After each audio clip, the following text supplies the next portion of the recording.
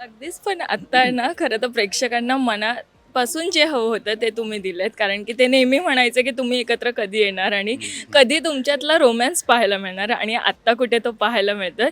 मला सांगा की मित्र-मैत्रिणी खूप छान आहात, पण हे रोमॅन्टिक सीन शूट करताना किती मजा-मस्ती असते तुमची, असं काय होतं? मजा मस्ती एखादा कोणता असा रोमॅन्टिक सीन होता, जो करताना थोडं ऑकवर्ड पण वाटलं आणि ते ठीक पण असं झालं असं? ऑकवर्ड असं कधी पहिल्यांदा वाटायचं, आता इतकं नाही. कारण एवढे एकतर सेटवर लोक असतात, म्हणजे दिसताना जरी दोघे दिसत असलो तरी सुद्धा एवढे लोक असतात आजूबाजूला. आणि पण आता तो एक कम्फर्ट आलेला आहे, म्हणजे ओके हे करायचं आहे का, ओके असं. कारण तो बॉन्ड आणि ते इतकं म्हणजे आता नाही वाटत आहे असं काही हे करताना.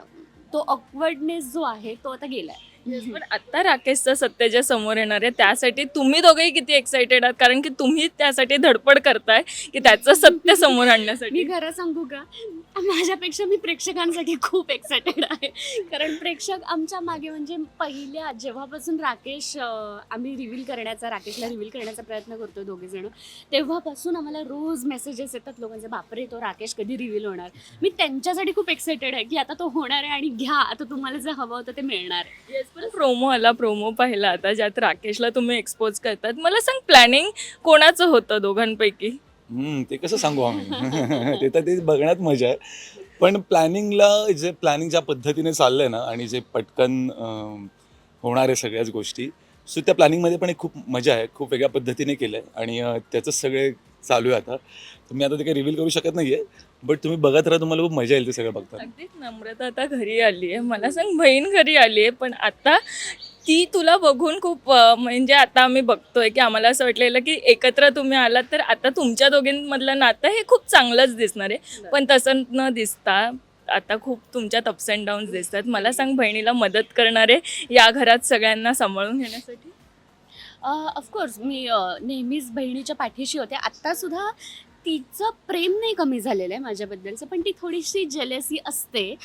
ती कुठेतरी, आणि तिच्या मनात नव्हती, ती कुणीतरी भरवली गेलेली आहे. त्यामुळे हळूहळू तेही कमी होईल आणि जसं आमचं पहिलं नातं होतं तसं तेही होणार आहे. त्यामुळे असं नाही आहे की ते आता बिघडलंच आहे कायमचं. पण आकाशसाठी आता हा लवगुरू झालाय, म्हणजे त्याला सल्ले वगैरे देताना आम्हाला एपिसोडमध्ये दिसतोय. म्हणजे आता काय सल्ला देणार आहे?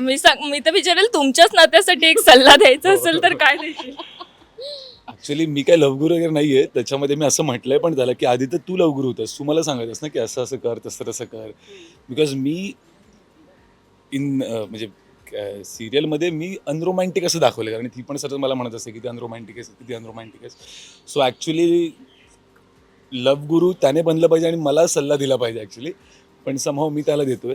मराठी मनोरंजन सृष्टीमधील मालिका, चित्रपट, नाटक तसेच कलाकारांबद्दलच्या नवीन अपडेट्स जाणून घेण्यासाठी नक्की सबस्क्राईब करा इट्स मज्जा मराठी या आपल्या नवीन यूट्यूब चॅनलला.